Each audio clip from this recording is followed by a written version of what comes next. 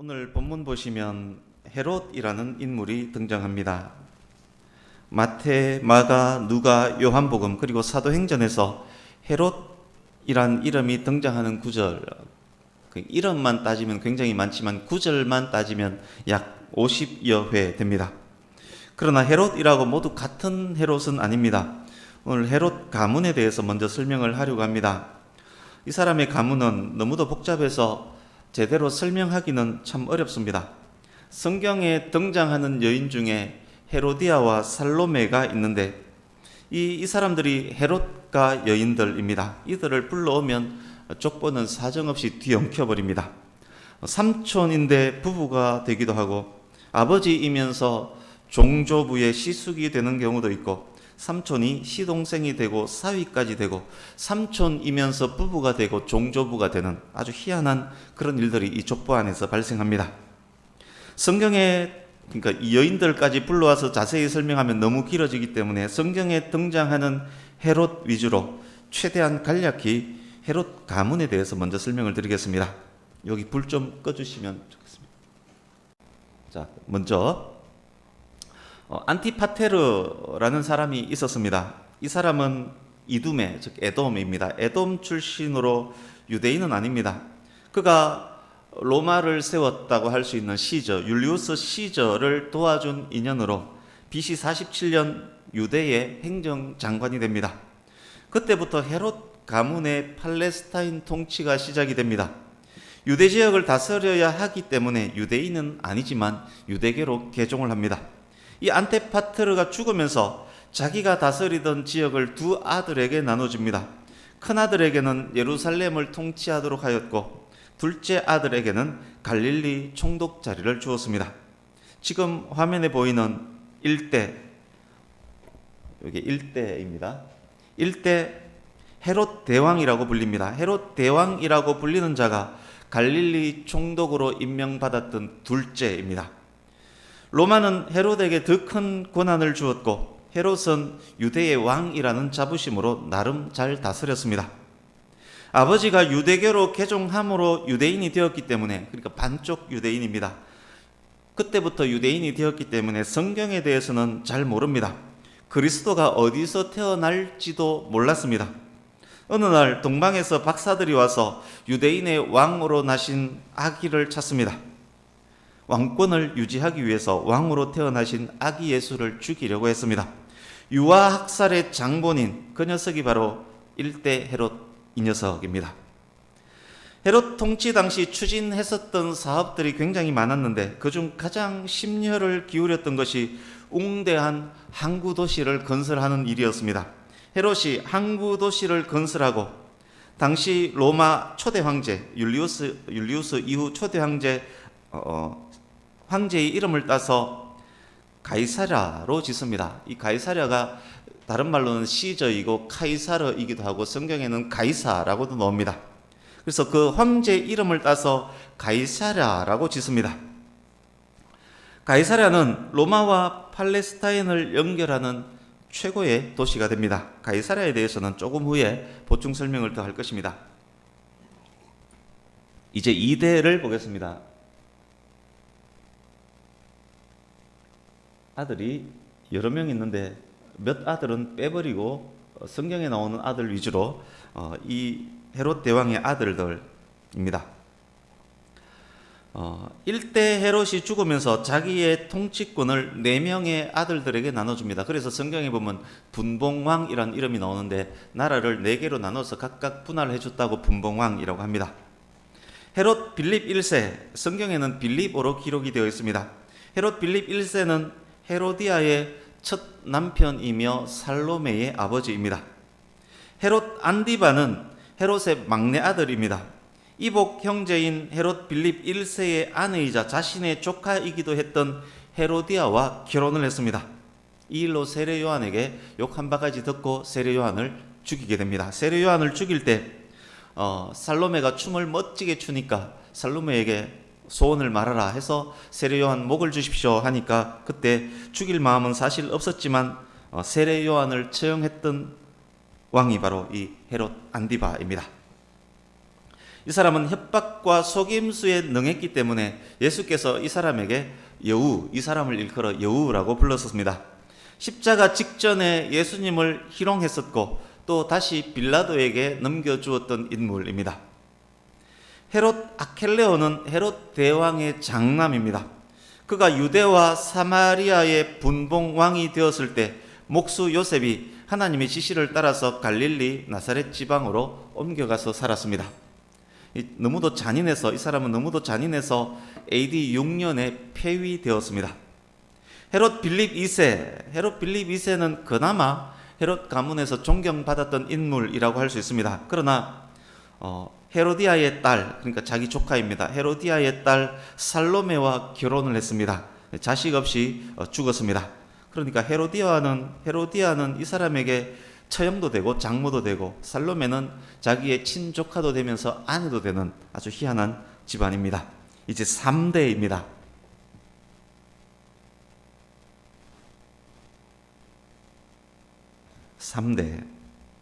헤롯 대왕의 손자이며 아르스토블루스의 아들입니다. 두 삼촌들과 결혼했었던 헤로디아와는 남매 사이입니다. 로마 황실에서 교육받고 자랐습니다. 로마 4대 황제가 된 글라우디오 네로의 아버지입니다. 글라우디오와 나이가 같습니다. 로마 왕실에서 같이 자랐습니다. 글라우디오가 황제로 등극하는 데 공헌을 해서 유대와 사마리아를 통치할 권한을 받았던 인물입니다. 그래서 할아버지 헤롯 대왕이 다스렸던 대부분의 땅을 이 3대 이 사람이 헤롯 아그리파 1세가 다스립니다. 오늘 본문에서 헤롯이 나오는데 그 헤롯이 바로 이 헤롯 아그리파 1세입니다. 오늘 본문의 헤롯은 바로 헤롯 아그리파 1세라는 것 기억하시기 바랍니다. 4대는 헤롯 아그리파 1세의 아들 헤롯 아그리파 2세입니다. 사도 바울의 설교를 들었고 그리고 사도 바울을 재판했었던 왕입니다. 여동생 버니게와 근친상간을 했었던 사람입니다. 사도행전 우리가 공부할 때 그때 설명을 드렸습니다. 이제 가이사랴에 대해서 보충 설명을 하겠습니다. 먼저 지도를 하나 보겠습니다. 지도가 지금 아래위로 좀 늘어져 있습니다. 사실은 이렇게 좀 옆으로 펴야 합니다. 지도상 1번이 헤롯 대왕이 건설해서 오늘 본문 현재까지 최고 항구 도시 기능을 하고 있는 가이사랴입니다. 2번, 3번 역시 오늘 본문에 등장하는 페니키아 왕국의 상업도시, 항구도시 두로와 시돈입니다. 2번이 두로고 3번이 시돈입니다. 4번은 카이사르의 이름이 들어간 또 다른 도시 가이사랴 빌립보입니다. 역시 헤롯 대왕이 건축해서 황제의 이름으로 명명했는데 아들 헤롯 빌립 2세가 그것을 재건하고 확장한 이후에 가이사랴와 헷갈리지 않게 하기 위해서 가이사랴 빌립보라고 그렇게 이름을 지었습니다. 5번이 예루살렘입니다. 오늘 본문의 배경이 되는 도시가 1번 가이사랴입니다. 이곳에 헤롯의 궁궐도 있습니다. 원형극장도 있고 전차 경기장도 있고 감옥도 있습니다. 1번 가이사랴는 성경에도 자주 등장합니다. 4번 가이사랴 빌립보도 성경에 자주 등장합니다만 오늘 배경은 1번입니다. 사도행전 8장 빌립 집사가 복음을 전했던 곳으로 등장하는 곳이 가이사랴입니다. 사도행전 10장에 보면 백부장 고넬료가 베드로의 전도를 받고 성도가 된 곳, 그것도 가이사랴입니다. 사도 바울이 이곳에서 2년간 감옥 생활을 했습니다. 바울이 로마 황제에게 상소했던 곳도 바로 가이사랴입니다. 바울이 로마로 압송되기 위해서 배를 탔던 곳도 여기입니다. 그러니까 유아학살하면서까지 권력을 유지하려고 했었던 헤롯, 그 헤롯이 가장 심려를 기울여 건설한 가이사랴, 이 도시가 지나고 보니까 복음 전파의 교두보 역할을 하고 있습니다. 가이사랴의 흔적은 오늘날까지도 많이 남아 있습니다. 지금도 복원 작업이 진행되고 있습니다. 지난번 성지순례 때 이 현장 확인을 했었습니다. 거기서 우리가 찍었던 사진들 몇 장을 보여드리려고 합니다. 오늘 본문 배경이 되는 도시이기 때문에 잘 보시면 좋겠습니다. 가이사랴 항구의 전경입니다. 작은 배들만 드나들 수 있었던 항구였는데 헤롯이 큰 배가 드나들 수 있는 항구로 만들었습니다. 공사 내용들을 살펴보면 그 안에 시멘트를 부으면서 엄청나게 큰 공사를 했었다고 그렇게 기록을 합니다. 로마로 압송되기 위해서 바울이 이곳에서 배를 탔습니다. 다른 장면입니다. 역시 가이사랴 항구입니다. 여기 오른쪽 보시면 모래사장처럼 보이는 곳이 있는데 해수욕장이 아닙니다. 그 오른쪽 이 부분을 좀 더 자세히 보겠습니다.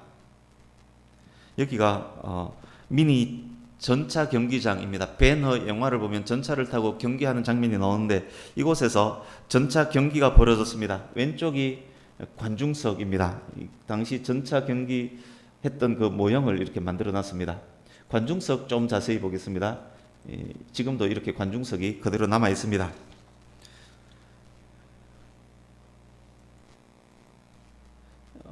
지금 이거는 어두컴컴해서 잘 보일지 모르겠습니다만 언덕도 아니고 성곽도 아닙니다. 도수교입니다. 그러니까 이 다리처럼 보이는 이 위에 수로가 있습니다. 이 수로를 만들어서 헤롯이 만들었던 그 가이사랴로 물을 공급했던 도수교입니다. 물을 공급하는 다리입니다. 맨 왼쪽에 보이는 사람이 사모입니다.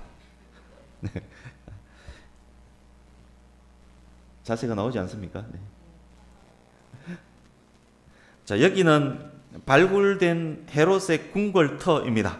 보시면 그 문양이 보일 겁니다. 예술적이고 섬세한 문양이 건축물 곳곳에 새겨져 있습니다. 푸른 지중해가 앞에 펼쳐져 있는 멋진 궁궐이었을 것입니다. 지금 보여드렸던 이 그림들은 다 가까이 있습니다. 궁궐을 나서서 왼쪽에는 전차 경기장이 있고 맞은편으로 조금만 더 가면 이런 원형 경기장이 있습니다. 원형 경기장이 아니라 원형 극장이 있습니다. 그냥 딱 봐도 엄청난 인원 수용이 가능한 그런 규모입니다. 경기장을 조금 더 자세히 보겠습니다. 그림에서 사진에서 왼쪽이 동쪽입니다.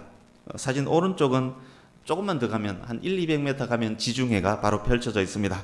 여기 바로 헤롯이 건설한 가이사랴, 오늘 본문의 배경이 되는 가이사랴입니다. 이제 그림은 여기까지 보고 이제 본문으로 들어가겠습니다. 지난주 나누었었듯이 사도행전 8장 현재 복음이 유대와 사마리아에까지 이르렀습니다. 이제 이방 지역을 향해 갈 차례입니다. 10장 1절에서 11장 18절까지를 한번 보십시오. 사도행전 10장 1절에서 11장 18절까지 말씀드렸듯이 백부장 고넬료의 회심을 통한 이방 선교 시작에 대한 내용이 기록이 되어 있습니다. 이제 13장으로 가서 13장 이후를 한번 눈으로 살짝 한번 보시겠습니까? 회심한 바울의 선교 여행을 통해서 체계적으로 이방 선교가 시작되었던 내용의 기록이 13장 이후입니다. 이때부터 바울의 1차, 2차, 3차 전도 여행이 시작됩니다.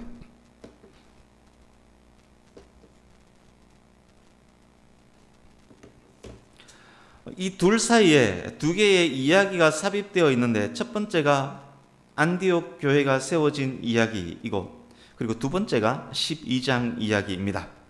이제 12장 1절 보십시오. 헤롯이 등장했습니다. 여기 이 헤롯이 헤롯 아그리파 1세입니다. 주류와 비주류를 정확히 구분해서 주류 편에 서는 사람입니다. 반쪽 유대인이지만 진짜 유대인이 되고 싶어 했던 헤롯과 헤롯 가문이기 때문에 이 사람들이 유대인의 눈치를 봅니다. 헤롯이 눈치를 보는 주류는 기독교를 박해하는 유대인들입니다. 12장 1절에서 19절까지는 유대, 아마 예루살렘에서 있었던 일입니다. 여기서 헤롯이 요한의 형제 야고보 사도를 죽입니다. 야고보는 12사도 중에 가장 먼저 순교했던 사람입니다. 3절 보십시오. 야고보를 죽이고 나니 주류 유대인들이 매우 좋아합니다. 인기에 민감한 헤롯, 더 인기를 끌 목적으로 예수님의 수제자 베드로마저 죽이려 합니다. 그런데 그때가 유월절 기간이었습니다. 유대 법은 유월절 기간에 재판이나 처형을 금하기 때문에 베드로를 잡아서 죽이지는 못하고 일단 잡아다가 감옥에 가둡니다. 객관적으로 봐서 이제 베드로는 죽은 목숨입니다. 감옥에 갇힌 베드로를 위해서 초대교회 성도들이 열심히 기도합니다. 7절 보십시오. 기도를 들으신 하나님께서 주의 사자를 보내셔서 베드로를 구해 주십니다. 이제 18절 19절 보십시오. 베드로가 주의 사자로 인해서, 주의 사자의 구원으로 인해서 쇠고랑을 벗고 감옥 문과 간수들의 철저한 감시를 뚫고 감쪽같이 사라졌습니다. 헤롯의 인기 얻기 작전이 실패했습니다. 자존심도 완전 꾸겼습니다. 화가 엄청난 헤롯, 베드로를 지켰던 간수들을 신문하고 죽이라고 그렇게 명령을 합니다. 로마 법은 간수가 죄수를 놓치면 죄수가 받아야 할 그 벌을 간수가 대신 받는 것이 로마 법입니다. 그래서 잔인하게 그 법에 의해서 헤롯 아그리파 1세는 간수들을 죽이게 합니다. 그리고는 유대를 떠나서 자기 할아버지가 건축했던 멋진 도시, 자기가 리모델링까지 잘 해놓은 그 왕궁, 그 궁궐에 머뭅니다. 그래서 오늘 본문 12장 20절에서 23절은 가이사랴에서 있었던 일입니다.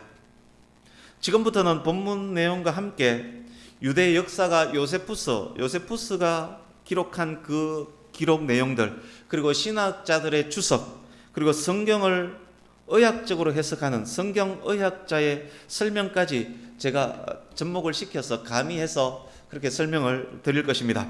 말씀을 들으실 때 눈으로는 성경 말씀을 읽으시면서, 그리고 미리 확인했었던 헤롯 가문, 그리고 지도, 사진으로 확인했던 가이사랴의 풍경까지 떠올리면서 지중해의 파도, 그리고 바닷바람, 동쪽에서 떠오르는 햇볕 햇살, 군중들의 소리까지 느끼면서 여러분의 상상력도 가미해서 현장감 있게 들으시길 바랍니다. 말씀드렸듯이 두로와 시도는 상업도시, 항구도시, 부자도시입니다. 주로 공산품을 수출입하는 항구, 그리고 요즘 말하면 백화점과 호텔이 많았던 부자도시였습니다. 그렇지만 시돈과 두로에는 곡물은 생산되지 않습니다. 레바논의 백향목과 잣나무 등 좋은 목재들도 두로와 시돈 항을 통해서 수출입했었습니다. 그렇지만 농산물은 생산되지 않기 때문에 농산물이 이 사람들에게 무기가 될 수 있습니다. 솔로몬 때부터 유대에서는 레바논의 백향목과 잣나무를 두로와 시돈 항으로부터 들어왔고, 두로와 시돈에서는 갈릴리 인근 지역에서 나는 곡물을 수입해 갔었습니다. 본문 현재 갈릴리 인근 곡창지대를 관할하는 사람은 헤롯입니다. 그 헤롯이 관할했던 그 구역에는 샤론 평야도 있고, 그리고 이스라엘 평야도 있습니다. 곡물이 그곳에서 주로 납니다. 본문 당시 어느 때 두로와 시돈 그리고 헤롯 간에 무역 분쟁이 있었습니다. 화가 많이 난 헤롯, 두로와 시돈으로 곡물 수출을 금지시켜 버렸습니다. 요즘도 이런 일이 흔히 있지 않습니까? 곡식을 무기로 삼은 것입니다. 뿐만 아닙니다. 무역 분쟁으로 인해서 헤롯이 두로와 시돈을 향해서 계속 화를 냅니다. 헤롯은 그런 사람이었습니다. 인기에 영합했고 자신의 영광을 매우 중요히 여겼고 약자들에게는 꼬투리를 잡고 힘을 남용하며 계속 괴롭히는 그런 사람이었습니다. 헤롯의 조치로 두로와 시돈 지역의 식량 수급에 큰 문제가 생겼습니다. 두로 시돈 지역 책임자들이 헤롯의 마음을 달래보려고 이런저런 시도를 합니다. 헤롯의 신하 블라스도에게 줄을 대고 그에게 뇌물을 써서 헤롯과 만날 기회를 약속 잡았습니다. 그때가 AD 44년입니다. 자기와 동갑이며 어릴 적 함께 자랐던 사람, 당시 최고 권력자인 로마 황제 글라우디오에게 아부도 할 겸 약속 날짜를 황제의 생일인 8월 1일로 잡았습니다. 8월 1일 날 아침이 되었습니다. 도시가 매우 분주합니다. 여러 가지 다양한 행사가 진행됩니다. 원형극장에 많은 백성들이 모였습니다. 두로와 시돈에서 온 고위 공무원들이 원형극장 앞자리에 앉았습니다. 극장 단상에는 두로와 시돈에서 온 선물들이 가득 쌓여져 있습니다. 오전 10시경이 되었습니다. 이것은 제 추측입니다. 오전 10시는 헤롯이 왕궁에서 출발했다는 연락이 왔습니다. 군악대가 울리고 극장 안에 모든 사람들이 일어섰습니다. 드디어 헤롯이 단상에 입장합니다. 우레와 같은 박수가 쏟아집니다. 헤롯이 입은 왕복을 보십시오. 은으로 수놓은 멋진 비단 옷입니다. 요세푸스는 그렇게 기록합니다. 실제 은이 옷에 탁탁탁 박힌 멋진 최고 재질의 옷을 입었다라고 기록을 합니다. 마침 동쪽에서 밝고 따뜻한 햇살이 단상 위 헤롯에게 비칩니다. 왕복이 은색으로 반짝반짝반짝 너무도 아름답게 빛납니다. 왕관을 쓴 얼굴에도 광채가 납니다. 군중들의 박수 소리가 더 커졌습니다. 베드로권으로 실추되었던 인기를 완전 만회할 최상의 기회가 왔습니다. 왕의 연설이 시작되었습니다. 어떤 연설을 했었는지 성경이나 요세푸스의 기록에나 단 한마디도 실리지 않았습니다만 기분이 좋아진 헤롯, 인기에 영합한 공약들을 아마 이곳에서 막 남발했을 것입니다. 연설을 할 때 특히 두로와 시돈에서 온 사람들이 과도한 리액션을 했습니다. 어쩌면 이때 두로와 시돈의 곡물 수출 금지권을 풀었는지도 모르겠습니다. 연설이 끝났습니다. 모든 백성들이 환호합니다. 열렬히 환호하던 두로와 시돈 사람들이 특히 더 큰 소리로 이렇게 말합니다. 오 왕이시여, 이것은 사람의 소리가 아니군요. 이것은 신의 목소리입니다. 아마 허재 톤으로 이야기했는지 모르겠습니다. 이것은 신의 목소리입니다. 왕께 만세, 왕께 만만세. 막 박수를 치면서 소리합니다. 여러분, 칭찬이 고래까지 춤추게 하는 것 맞습니다. 아이들은 칭찬을 많이 먹을 때 더 훌륭하게 잘 자랍니다. 그러나 그것은 정당한 칭찬일 경우입니다. 잠언 28장 4절에서 악인을 칭찬하는 자는 율법을 버린 자라고 말씀합니다. 잠언 29장 5절에서 이웃에게 아첨하는 것은 그 앞에 거물을 치는 것이라고 그렇게 말씀을 합니다. 과도한 칭찬, 아첨은 오히려 사람을 망하게 한다는 말입니다. 헤롯 아그리파 1세는 할아버지 헤롯이 다스렸던 땅을 다스렸던 카리스마가 나름 있었던 왕이었습니다. 그러나 그는 인기와 명예에 집착한 사람이었습니다. 윗사람 황제에게는 최고의 아부를 하고 약자들은 끝까지 갈구는 그런 사람이었습니다. 뿐만 아닙니다. 군중들의 과도한 칭찬과 아부를 좋아합니다. 무엇보다도 심히 교만했던 사람입니다. 말씀드렸듯이 헤롯 가문은 유대인이 매우 되고 싶어 했던 가문이었습니다. 하나님이 어떤 분인지, 율법은 무엇을 가르치는지, 유대인은 어떠해야 하는지를 잘 아는 왕입니다. 대가 흘렀기 때문에 잘 압니다. 헤롯 아그리파 1세는 누구보다도 유대인들에 대해서 잘 압니다. 하나님을 영화롭게 하고 영원히 하나님을 즐거워하는 사람이 참 하나님의 백성, 참 유대인임도 압니다. 그가 진정 유대인이기를 원했다면 무엇보다도 하나님 앞에서 겸손해야만 했었습니다. 자기에게 오는 그 영광을 오직 하나님께 돌려야만 했습니다.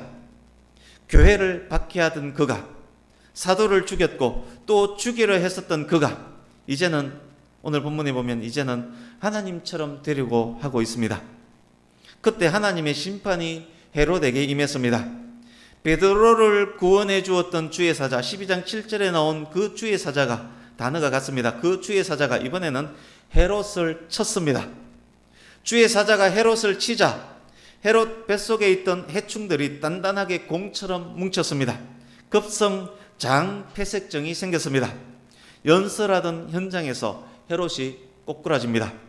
대기하던 신하들, 궁궐 의사들이 급히 헤롯을 왕궁으로 옮깁니다.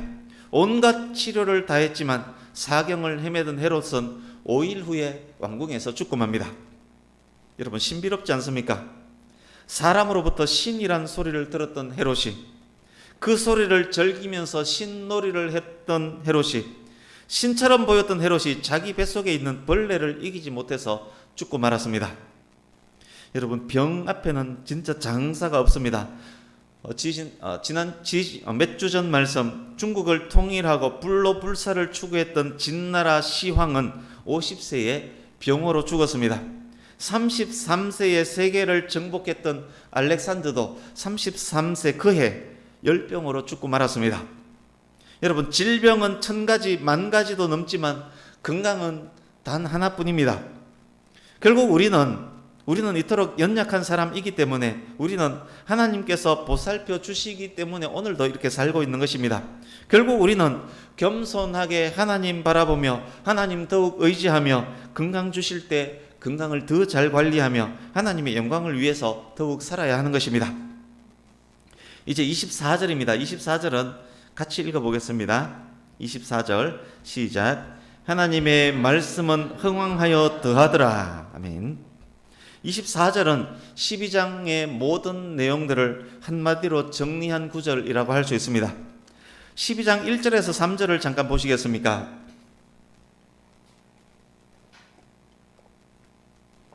본문 시작하는 절입니다. 분위기가 어떻습니까?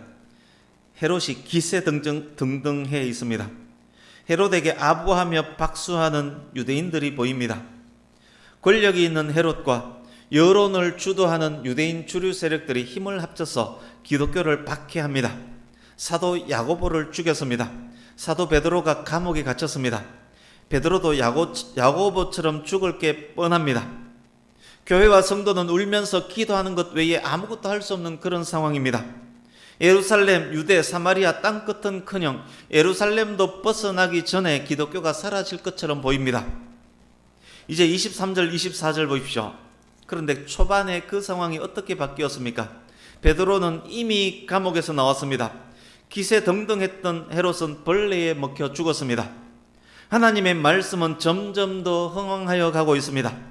복음이 이방 땅끝까지 갈 기세를 하고 있습니다. 절대적인 것처럼 보였던 인간의 기세는 완전히 꺾여버렸고 하나님의 말씀, 하나님의 뜻, 복음은 더욱 왕성해졌습니다. 이것이 기독교의 역사입니다. 이것이 또한 성도의 역사입니다. 이 역사는 지금도 계속되고 있습니다. 이 역사는 지금도 저와 여러분을 통해서 진행되고 있는 중입니다. 이제 몇 가지를 정리하면서 말씀을 마무리하려고 합니다. 오늘 본문의 주인공 역할은 교만한 헤롯이 하고 있습니다. 헤롯은 교만의 결과가 어떠한지를 잘 보여주는 사람입니다. 그런데 궁금하지 않습니까? 예수님의 제자들도 헤롯과 비슷한 환경에 처했던 적이 있었는데 그때 예수님의 제자 사도들은 어떻게 했을까요? 이런 상황에 어떻게 했을까요? 사람들이 박수하면서 자기를 신처럼 막 여기고 있을 때 사도들은 어떠했을까요? 원형극장에서 헤롯이 받았던 것과 같은 그런 주목을 만약 우리도 받는다면 그때 우리는 어떻게 하는 것이 맞을까요? 사도행전 3장 12절 같이 읽습니다. 사도행전 3장 12절 같이 읽습니다. 시작. 베드로가 이것을 보고 백성에게 말하되 이스라엘 사람들아, 이 일을 왜 놀랍게 여기느냐? 우리 개인의 권능과 경건으로 이 사람을 걷게 한 것처럼 왜 우리를 주목하느냐? 베드로에 의해서 걷지 못했던 사람이 치료받고 걷고 뜁니다. 사람들이 베드로를 마치 신을 대하듯 붙잡습니다. 그때 베드로는 왜 이러느냐? 그러면서 오직 영광을 하나님께만 돌리고 있는 그런 장면입니다. 이제 사도행전 10장 26절 같이 읽습니다. 10장 26절 같이 읽습니다. 시작. 베드로가 일으켜 이르되 일어서라 나도 사람이라 하고. 백부장 고넬료가 베드로에게 극도의 존경을 표하면서 큰 절을 합니다. 그때 베드로가 깜짝 놀라면서 겸손하게 만류하는 장면입니다. 나도 사람이다 왜 이러느냐 라고 만류하고 있습니다. 이제 사도행전 14장 15절 같이 읽습니다. 14장 15절 시작. 이르되 여러분이여 어찌하여 이러한 일을 하느냐? 우리도 여러분과 같은 성정을 가진 사람이라 여러분에게 복음을 전하는 것은 이런 헛된 일을 버리고 천지와 바다와 그 가운데 만물을 지으시고 살아계신 하나님께로 돌아오게 함이라. 나면서부터 걷지 못했던 사람이 바울과 바나바를 통해서 걷게 됩니다. 그것을 본 사람들이 바울과 바나바를 제우스와 헤르메스로 여기고 제사하려고 합니다. 바울이 기겁하면서 나무라면서 모든 영광을 창조주 하나님께 돌리고 있습니다. 하나님 앞에서 겸손한 사람은 하나님께만 영광을 돌립니다. 하나님께만 바른 예배를 드립니다. 하나님 앞에서 겸손한 사람은 사람 앞에서도 겸손합니다. 잠언 16장 18절 19절을 제가 읽어드리겠습니다. 잘 들어보십시오. 교만은 패망의 선봉이요 거만한 마음은 넘어짐의 앞잡이니라. 겸손한 자와 함께 마음을 낮추는 것이 교만한 자와 함께 탈취물을 나누는 것보다 나으니라.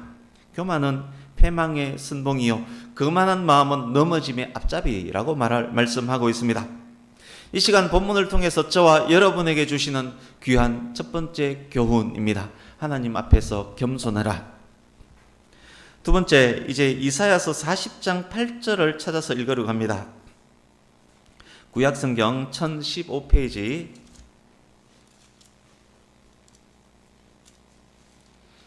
이사야서 40장 8절 구약 1015페이지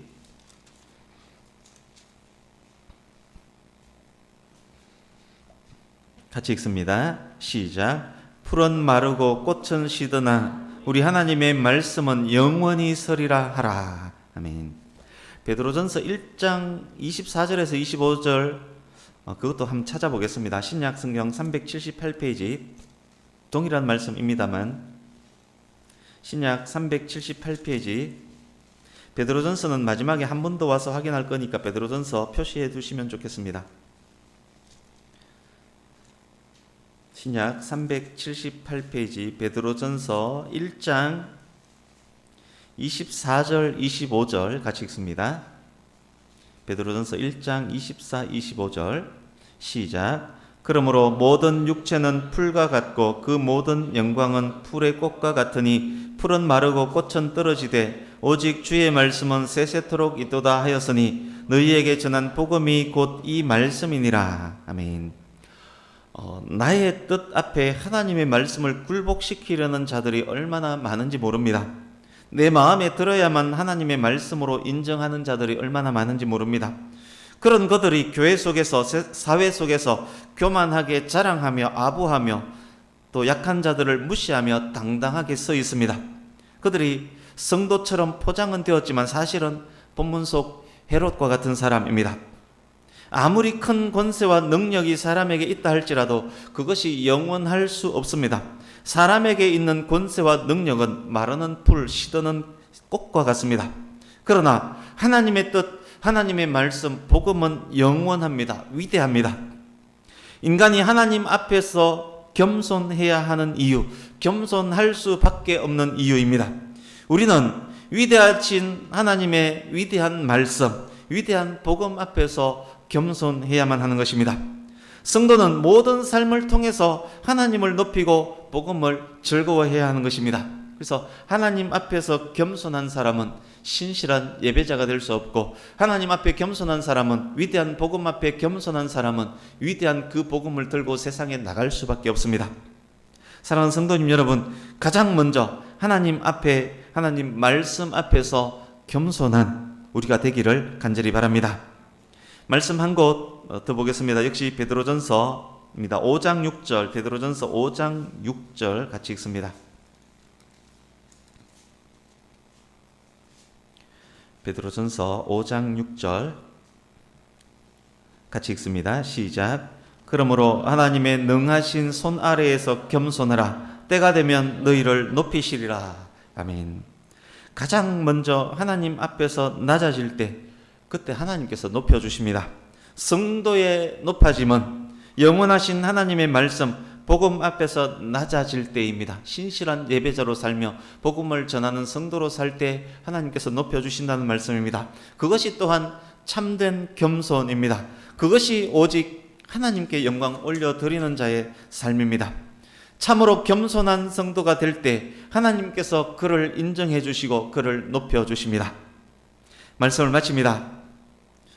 예수 그리스도를 더욱 닮아가며 그리스도의 지체로 더욱 살아가며 하나님의 말씀을 통해서 하나님을 더욱 알아가는 저와 여러분 모두가 되기를 간절히 바랍니다. 그때 우리는 더욱 하나님께 영광 올려드리는 성도로 살게 될 것입니다. 위대한 복음 앞에서 더욱 겸손해져서 그 귀한 복음을 더욱 전하는 성도로 살게 될 것입니다. 그때 하나님께서 우리를 기뻐하실 것입니다. 그때 우리는 하나님의 방법으로 높여주시는 놀라운 경험을 하게 될 것입니다. 저와 여러분 모두가 복음의 위대함을 더욱 알아 복음 앞에서 더욱 겸손할 수 있기를 예수님 이름으로 축복합니다. 우리와 우리 교회, 대한민국 모든 교회를 통해서 하나님의 말씀이 더욱 흥왕할 수 있기를 간절히 바랍니다. 아멘. 기도하겠습니다.